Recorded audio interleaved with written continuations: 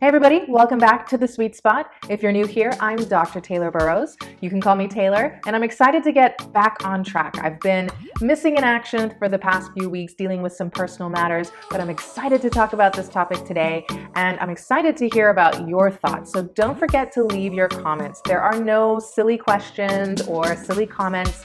Anything that comes to mind, I want to hear, but just keep it respectful because it's important for us to have that kind of relationship where I respect you, you respect me, and you all respect each other as well. There's been a lot of heat lately, and this topic is a good reminder of getting back to the basics. And speaking of basics, make sure to like this video and make sure that the algorithm knows that you're interested in more videos so that I can get even more reach and grow this channel. And if you haven't yet, make sure you hit that big red subscribe button below so that you can get all of the new videos as soon as they're available. Today I'm going to explain the difference between sympathy, empathy, compassion, and kindness. And this came to mind because I saw a lot of people responding to comments, criticism, feedback, critique in a way where it sounded like they were expecting empathy on subjects where it didn't really make sense. And so clarifying this is important so that we know what we're expecting from other people, and really what we feel entitled to may not be reasonable. Obviously, we want everyone to be kind, good, healthy human beings, but that's just not possible. There are going to be bad people in the world. There are going to be people who aren't kind to you. You have to learn how to navigate those more uncomfortable, difficult, less than ideal situations when they come up. So understanding the distinction between these four types of human behaviors or values, virtues, I would even say, is probably going to be helpful for anyone watching this video today. So number one, sympathy. Sympathy gets a really bad rap. People think, oh, you're pitying me. That's so mean. That's so cruel. I don't want your pity. But sympathy really isn't a bad thing. Sympathy means I feel badly for you. And there's nothing wrong with that. It's really an indication that the person cannot relate to your experience, whether they were in that experience at some point in their lives or not. If you can't relate to someone's experience, even just conceptually, like you can't put yourself in their shoes, you can offer them sympathy, but you can't offer them empathy. And we shouldn't actually be mad about that. Sympathy is a helpful tool when you can't agree with someone or you can't relate to them. So I do want you to reconsider maybe your bias towards sympathy, and I'll tell you why. Our ego just doesn't like to know that someone is offering us sympathy. It makes us feel less than, smaller, almost like they're above us and we're below them. Now, this doesn't have to be like a global assessment of your worth. It's just maybe in this one particular instance, they can't relate, but they can feel badly for your experience. Now, there's obviously a right or wrong way to give sympathy, and you don't want to be condescending about it. You don't want to be rude, and you don't want to use that power distinction in order to make the person feel badly about whatever they're needing sympathy for.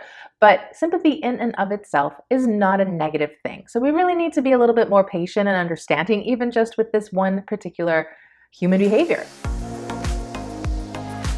Now we hear about empathy all the time. It's really one of those catchphrases, right?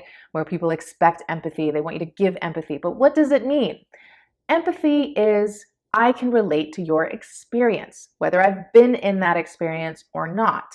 If I haven't been in that experience, empathy means I can put myself in your shoes and imagine what that must be like. Obviously, without actually being in that experience, but especially if you've experienced the same thing, you can relate from a first-hand experience of that event. So empathy is really about validation. So it communicates being seen, being heard, but that's also kind of catchphrasy, right? Empathy truly just means that you're not looking down at someone, which is how sympathy sometimes comes across.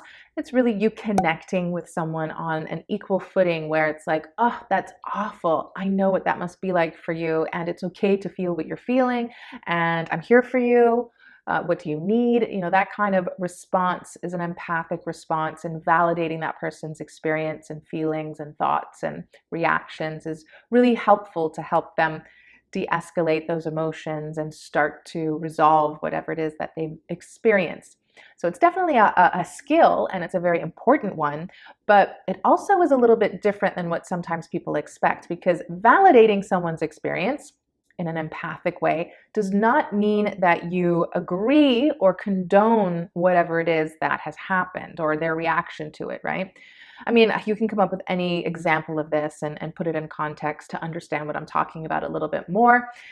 Recently, with the heat that came up on social media, I'll just say generally, let's say it's a group of people that have an identity around some kind of marginalized experience. You may or may not have experienced something similar, but let's say you're able to offer empathy to them and validate their experience. That still doesn't mean that you are congruent in your values with them. You can still feel differently about the topic that is relevant, but you can still validate the person as a human, human to human, right? That's possible. So just for a point of clarification, we don't want to assume congruence and agreement just because you're offering empathy. You can validate the person without validating the issue.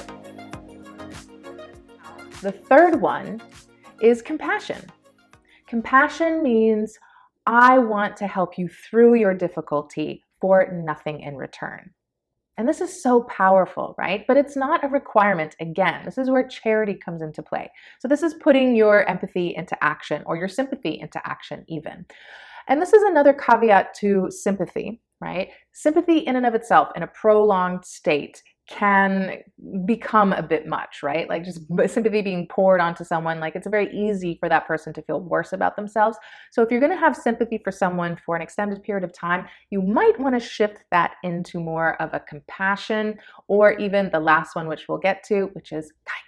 Okay, so once you're able to do that, then it becomes a little bit more palatable to the person that is receiving your sympathy.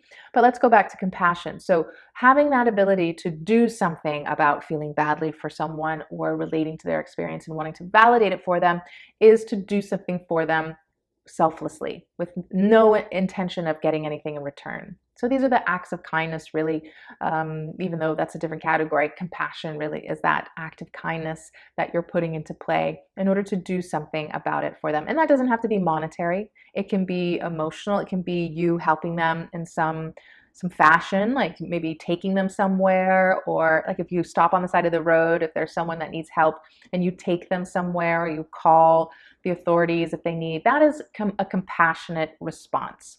So you don't always want to do that. You don't have to, right? You shouldn't be judged for not putting those actions into play because it's a choice. It puts you at risk, right? If you're going to pick somebody up on the side of the road, you have to determine, okay, I might be at risk myself, but I'm willing to do this because I want to give the person reasonable doubt and just be a compassionate, kind human being and offer this charity to them in this moment. You don't have to give to every cause or every person that's in need. That's impossible. You don't have to be a martyr in order to be compassionate. So you can choose how much bandwidth you have for how much charity you're going to give, whether that's monetary or through your actions. And ultimately, you can decide to reserve that compassion for people who are a little bit closer to you rather than just strangers. Although, if you were in a situation where there was a stranger in need, you may offer that compassion because it's, no sacrifice to you ultimately of your risk, of your life or your well-being or whatever, maybe just a financial risk or just a little bit of effort, time, or energy, and you're able to accommodate that without risking too much from yourself. And that's definitely understandable and preferable. But people are often judging others for not being compassionate enough, not going above and beyond for other people. But ultimately, I think that's short-sighted. Yes, we want people to do random acts of kindness, but you can't judge them for not doing it. It's not your human right to be given those things. Obviously, it is a virtue to act in that way, but considering, how life works out, often it's understandable that people are not going to be constantly overly compassionate and sacrificing themselves for people they do not know. So the last one, number 4, is kindness. Kindness is being considerate and friendly despite your differences. I love kindness. I think kindness is something that everyone can offer, but people also get confused with kindness and think that it can be condescending or fake. Genuine kindness is a person's temperament. My mother was raised in the South and I'm from the Caribbean, and people are just very friendly and considerate. They go out of their way for each other. So having a smile on your face and chatting someone up and just, being considerate of space or making an effort to not inconvenience people, but actually being considerate of other people too. That could be as simple as, not talking loudly when you're in like a movie theater, or not putting your seat back into somebody else's space to the extent that it makes them uncomfortable. So not just thinking about yourself, what you want and what you need, but also maybe the people around you. So having that intention towards kindness is a really important thing to look for in a person. I talk about vetting a lot. So whether it's friends or a significant other, look for their ability to be kind to strangers and people that, are really not going to benefit them in any way. That's really how you can tell if someone just has a temperament towards kindness and can tolerate differences with people. That's also a really good quality to have, but a lot of times people just assume that tolerating someone is condescending, or being kind to someone when you don't actually like them is passive aggressive. That's not true. It's a skill, and I would say it's a virtue to be kind despite your differences and disagreements and maybe even disapproval of someone. But people will act as if it is expected to be liked and to be agreed with and to be approved of. But that's not how it works. You can be criticized by someone and still they can be kind to you. And that's not fake. That's not passive aggressive. In fact, if more people were tolerant, if more people were kind despite your differences, if more people could extend those acts of kindness, the compassion, and offer sympathy, then the world would be a better place. So was this topic today helpful for you to understand the distinction and the overlap between these 4 traits, being sympathy, empathy, compassion, and kindness? And tell me, how can you apply these in your day-to-day life in the comments below? I'd love to hear your thoughts. Well, it was great speaking with you. I hope you stick around for more. I'm Dr. Taylor Burrows, a retired therapist, and this is The Sweet Spot. I'll talk to you soon. Ciao.